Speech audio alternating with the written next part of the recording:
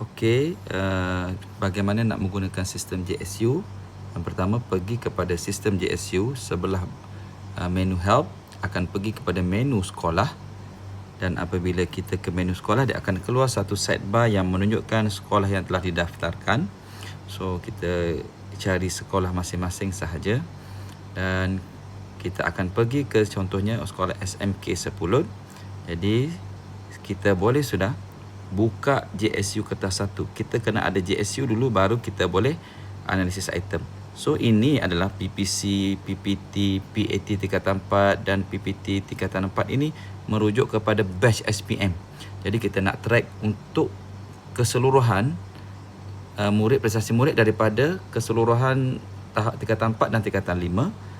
Okey, so bila kita buka JSU, kita boleh terus mengisi JSU untuk kertas dia, untuk kertas 1.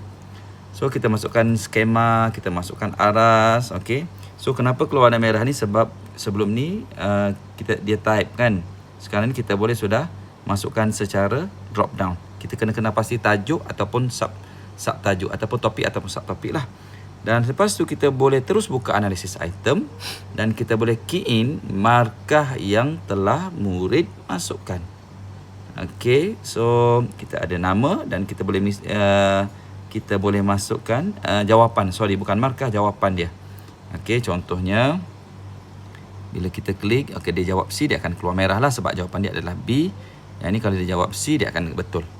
Okey, seterusnya untuk JSU kertas 2, kita pergi ke JSU kertas 2 untuk analisis item kertas 2, dan kita masukkan topik dan subtopik. So saya cadangkan untuk topik ini, okey, kita masukkan untuk bahagian A tu, kita masukkan satu topik ataupun satu subtopik dia. Tak perlu ada sub soalan. Okey, untuk bahagian C sahaja saya cadangkan buat sub soalan sebab dia mempunyai topik-topik yang berbeza. Jadi bahagian A dan B biasanya topik dia adalah topik daripada topik yang sama. So apabila kita buka analisis item, dia akan ikut susunan ini, susunan JSU kita. Okey, susunan JSU. Dan seterusnya, kita boleh mengisi markah pencapaian murid bagi setiap soalan. Okey, so dia akan macam ni lah. So disebabkan kita baru ada bahagian satu soalan yang kita key in, dia akan keluar macam ni.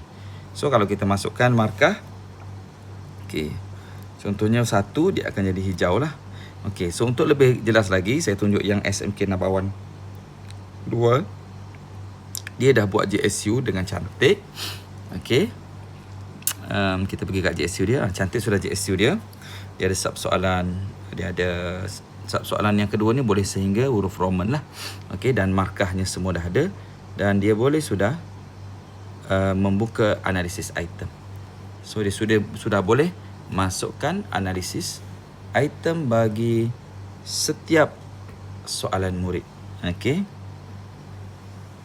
tunggu sekejap. Okey, dia sedang membuka.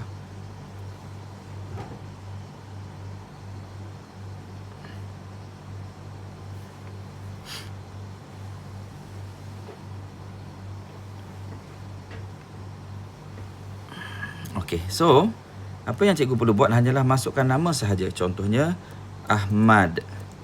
Ahmad tingkatan A. So nombor tak perlu masuk, automatik. So kita masukkan markah yang untuk soalan 1 katakanlah dia dapat 2. Dia akan jadi warna hijau yang agak light lah. So kalau dia markah dia sama dengan atas, dia akan jadi hijau yang terang. Dan sekiranya markah dia kosong ataupun lebih rendah, lebih daripada separuh, kurang daripada separuh, dia akan jadi merah. Sekiranya dia tengah-tengah, okey, dalam hal ni 2, dia akan jadi kuning. Okey, sampailah kita isi semua. Cikgu tak perlu masukkan markah bahagian A, markah bahagian A, markah bahagian B, sebab dia akan automatik kira. Dan begitu juga markah bahagian C, dia akan kira yang mana yang paling tinggi. Okey, so selesai bahagian pengisian markah untuk analisis item.